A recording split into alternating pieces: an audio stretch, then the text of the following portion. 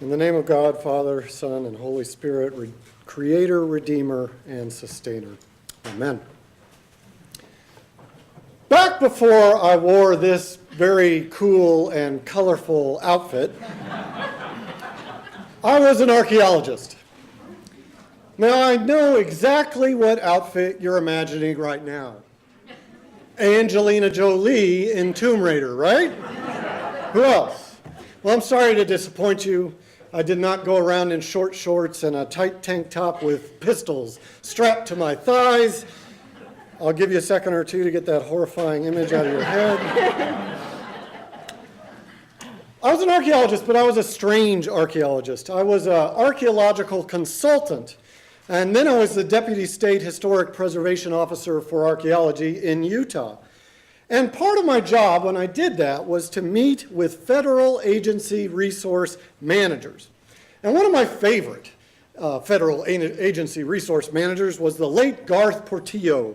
Garth was for a long time the head archaeologist for the Bureau of Land Management, the BLM, in Utah.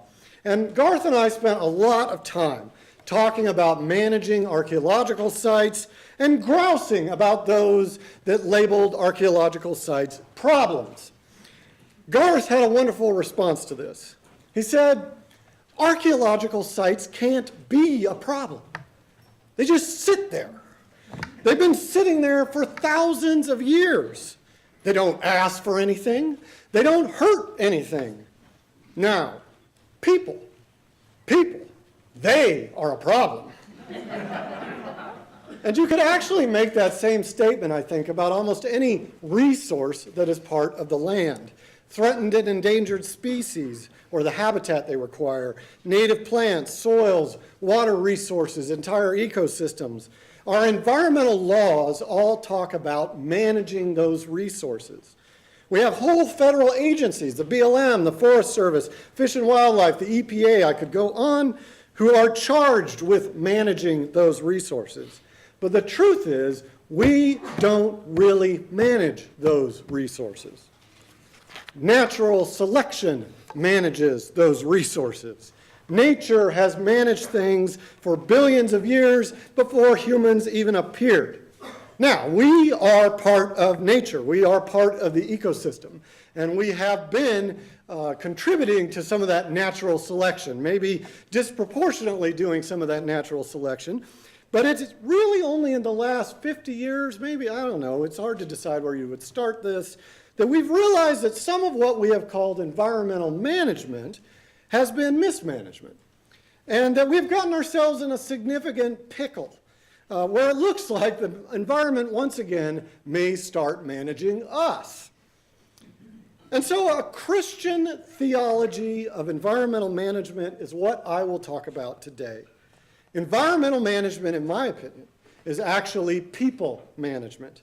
It is about what people want to do to the environment or prevent being done.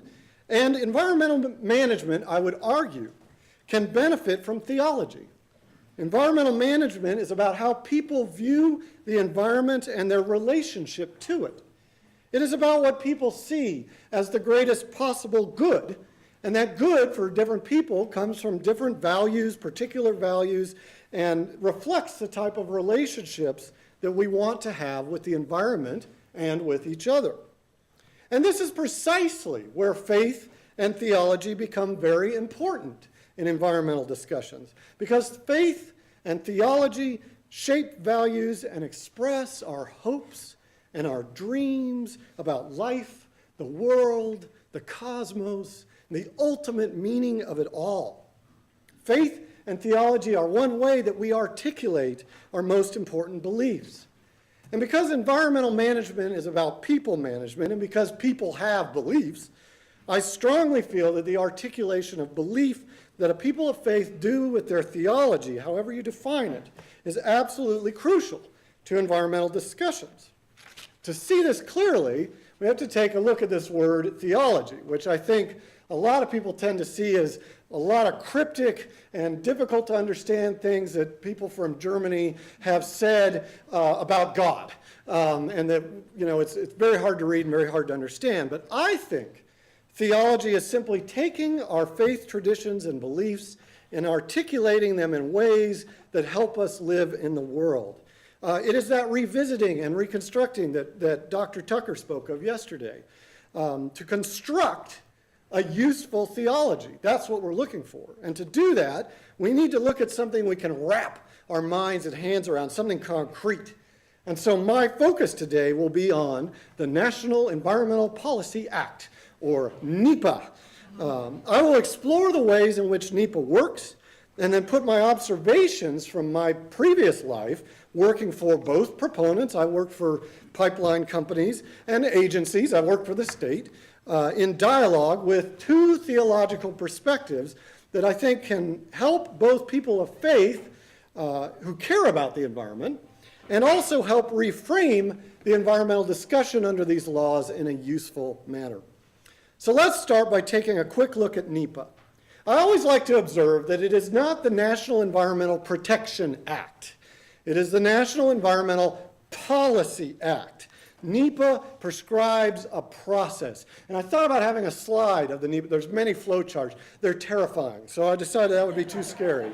It's a process. And now, if you're not familiar with it, it's the law that requires the federal government to complete an environmental analysis before undertaking, and I quote, any major federal action significantly affecting the quality of the human environment, end quote. NEPA essentially says that your own federal government is not going to just simply wipe out the environment willy-nilly without at least taking some time to think about it.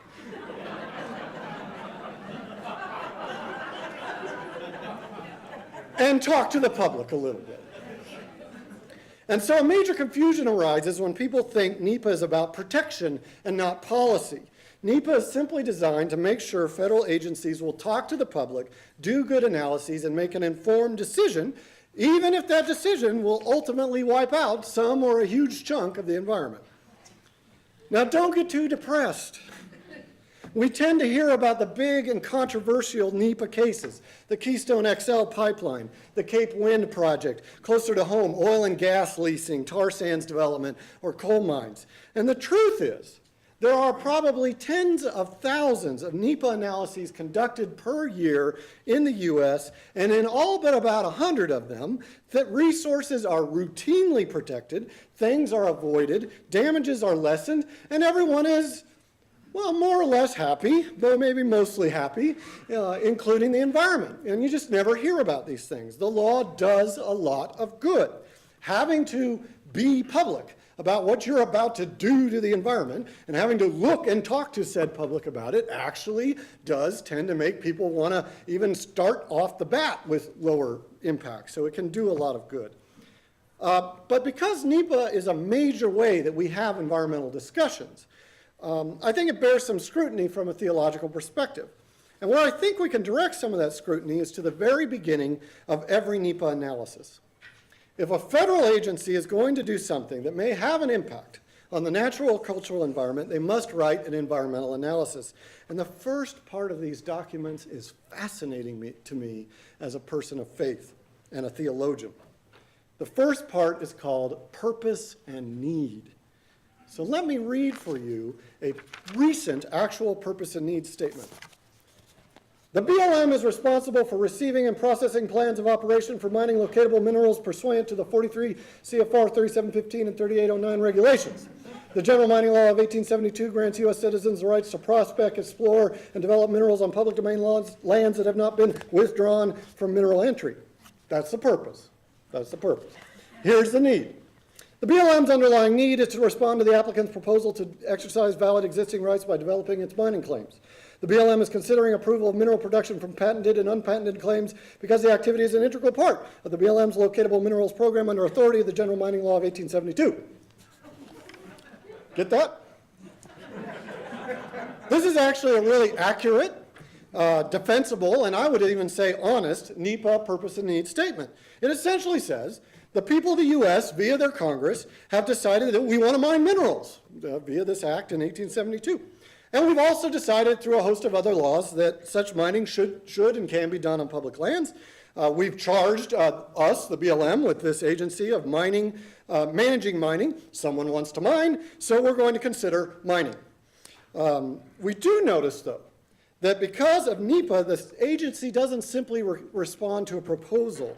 The response becomes part of doing it in the context of broader social needs and social purposes. It is about collective human needs and collective purposes. And the arguments we get into, when we get into NEPA arguments, is about, in the end, different human purposes and needs. The purposes of those who want to reduce global climate change by reducing carbon production versus those who want to ensure we can keep cheap and reliable energy supplies. The needs of those who might value a beautiful ocean view or a desert view more than the energy that could be produced by wind turbines or oil and gas wells placed in that view. And it gets even more complicated than these simple either-or statements. Life is rarely simple. If energy demand doesn't go down, energy not produced by wind off of Nantucket may well come from strip mining in Appalachia. Again, if demand doesn't drop, oil and gas development that doesn't occur in our lovely backyard here in Utah might be pushed into nations with fewer environmental laws than ours and destroy the backyards and way of life of impoverished citizens of the two-thirds world. Indeed, even raising the price of energy through regulation will have impacts on the poor and the marginalized. There's no free lunch when it comes to how we use the environment and how we obtain energy. Everything has impacts, even not doing something. And we are now more aware than ever of how interconnected and how tied to one another we are in these impacts. We all have purposes. We all have needs. There is no way around it. There's only better and worse ways of discussing those purposes and needs with each other and coming to decisions that can benefit the common good.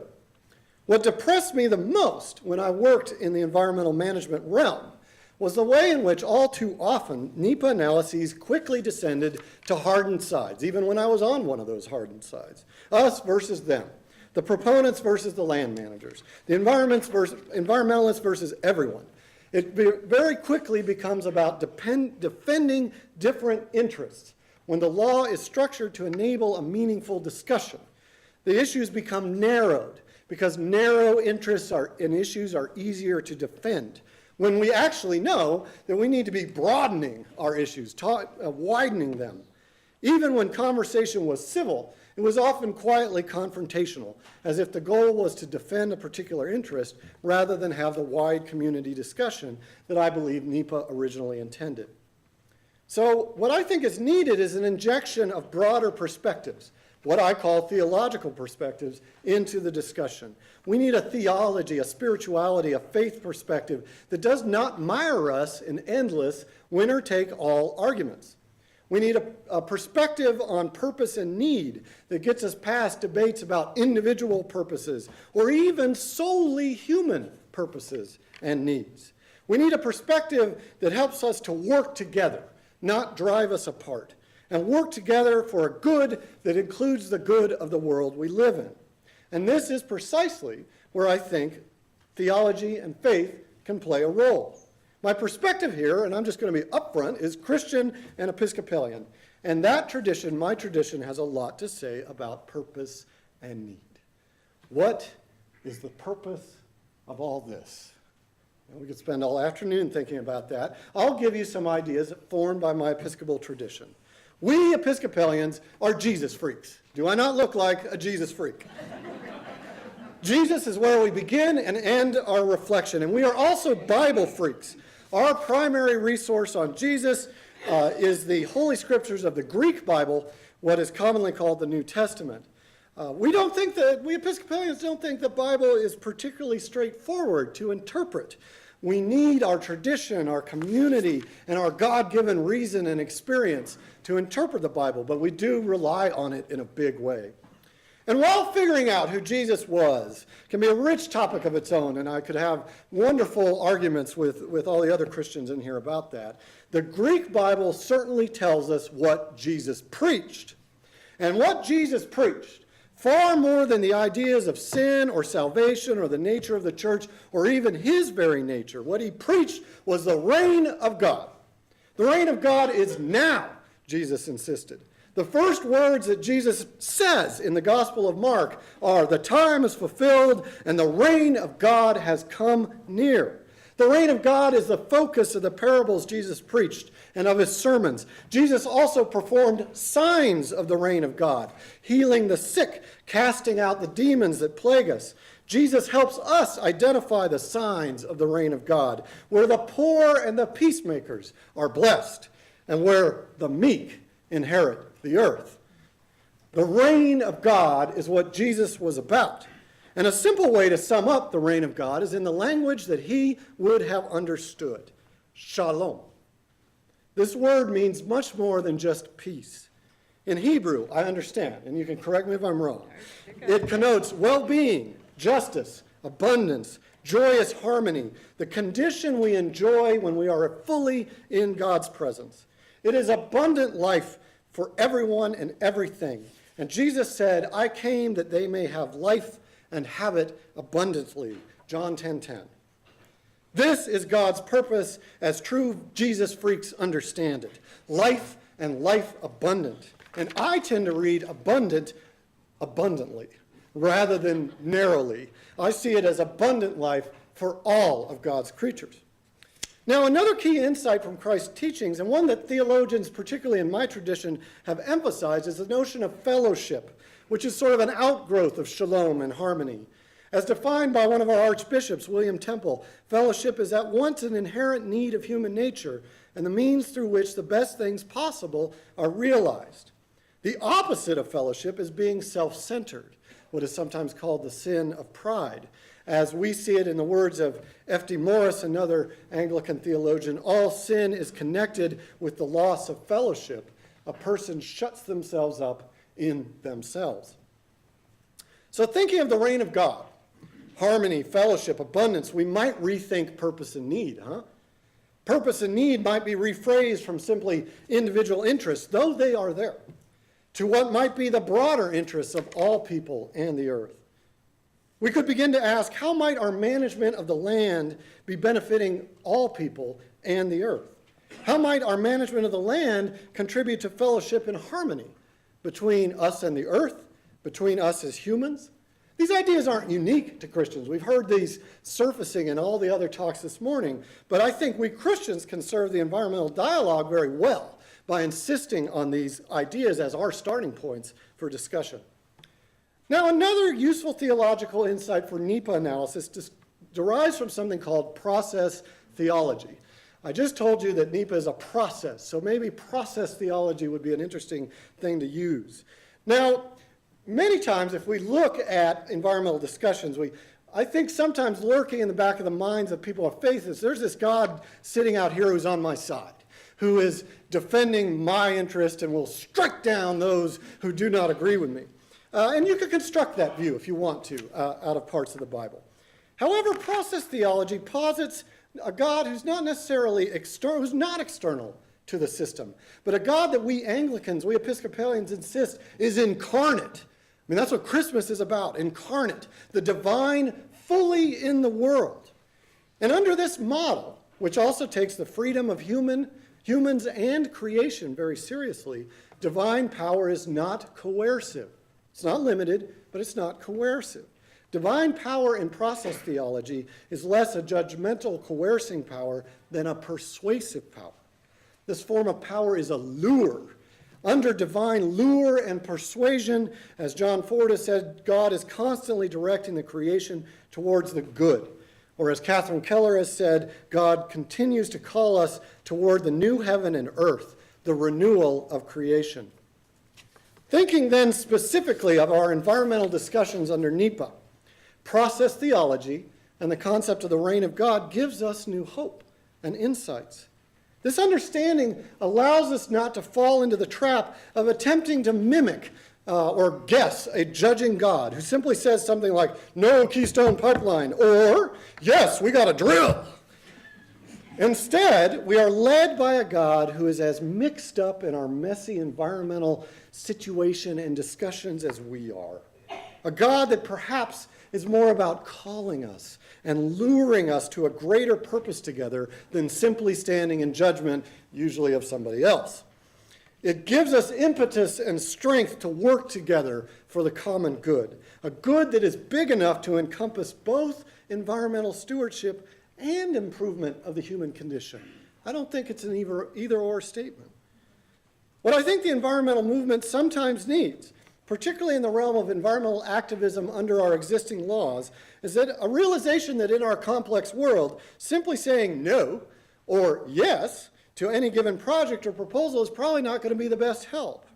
We need to recognize and facilitate our relationships to each other, to cease to simply take opposing stands, but rather to realize that our specific purposes and needs are complex and require good faith and fellowship to be balanced.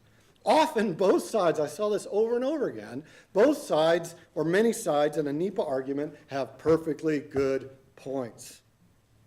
God doesn't stand clearly on anyone's side. Or if we think we know what God wants, we probably need to remind ourselves of what St. Augustine of Hippo said, when you think you have captured God, you can be pretty sure you haven't.